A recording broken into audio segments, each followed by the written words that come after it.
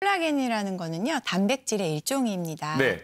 우리 몸속의 단백질 가운데서 이제 3분의 1 정도가 콜라겐으로 이루어져 있거든요. 네. 우리 피부 조직은 이제 표피, 진피, 피하 조직 이렇게 3층 구조로 되어 있는데요. 진피층에서는 90% 정도가 이 콜라겐으로 차지하고 있습니다.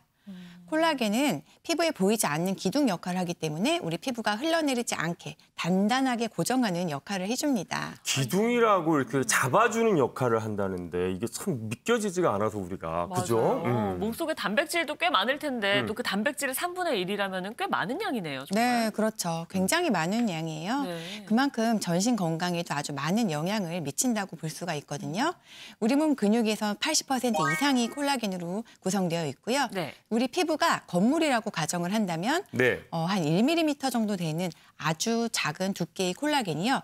무려 40kg 정도 되는 피부를 지탱할 수 있을 정도의 아주 강철 기둥 역할을 한다고 볼 수가 있는데요. 네네. 뼈의 27%, 관절 연골에는 53%, 잇몸의 60%까지 모두 콜라겐으로 구성이 되어 있습니다.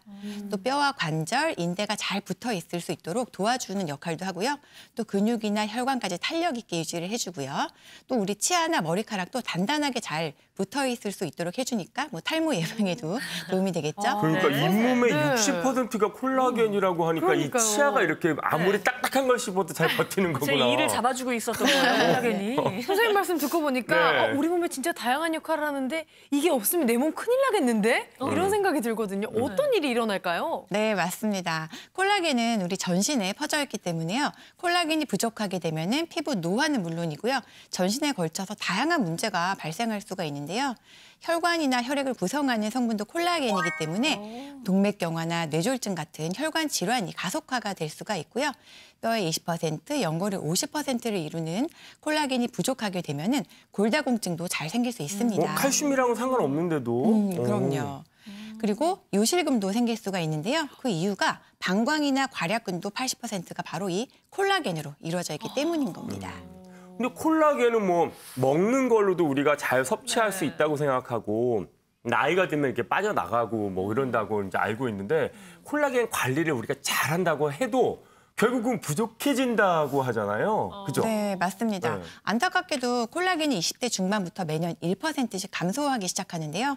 40대가 되면 20대의 절반이 감소가 되고요. 또 여성 같은 경우에는요. 폐경 이후가 되면 5년 안에 콜라겐이 무려 30%가 급속도로 감소하게 됩니다. 그래서 이때부터는 피부 노화나 근육 약화, 탈모, 치주염, 관절염 같은 콜라겐 부족으로 인한 다양한 건강 이상 신호가 생길 수 있는 거죠. 그러니까 나이가 먹는다는 건 결국은 콜라겐이 빠져나가서 이렇게 되는 걸 수도 있는 네. 거죠. 그래서 뭐 다른 것도 우리 오늘 건강 우등생이 많이 관리를 잘 하셨지만 네. 게다가 콜라겐을 좀 섭취하려고 생선을 아까 드시더라고요. 스테이크로. 이거 잘하고 계신 건가요? 네, 그렇습니다. 네. 콜라겐은요, 어류와 육류에서 추출할 수 있는데요. 이 두 가지 콜라겐이 가장 큰 차이는 바로 콜라겐의 분자 크기라고 볼 수가 있어요. 네. 육류 콜라겐 같은 경우는 한 3,000개 이상의 아미노산이 결합해서 만들어진 아주 고분자 콜라겐이에요. 근데 어류, 그러니까 PC 콜라겐 같은 경우에는 30개에서 100개 정도 아미노산이 결합되어 있기 때문에 저분자 콜라겐이니까 훨씬 더 분해되고 흡수가 잘 될 수가 있겠죠. 작아서. 네. 그러면은 네. 분자 크기가 작으면 작을수록 몸에 더 도움이 된다. 뭐 이런 말씀이신 것 같은데요? 네, 정확하게 짚어주셨습니다. 네, 분자 크기가 작아야지 아무래도 체내에서도 잘 소화가 돼서 흡수가 될 수 있으니까 네. 흡수율이 높아질 수가 있겠죠. 그래서 분자 크기가 중요한 건데요. 실제로 육류에서 추출한 콜라겐보다 어류에서 추출한 콜라겐이 체내 흡수율이 높다고 하는 연구 결과들도 꽤 있습니다. 네. 콜라겐이 우리 몸에 들어오면은 단백질 분해 효소가 이 콜라겐을 아미노산이라고 하는 최소 단위로 잘게 쪼개거든요. 네. 이렇게 분해된 아미노산이 각각의 기관에 다시 흡수되어 가서 다시 콜라겐으로 새롭게 합성이 되는 거거든요.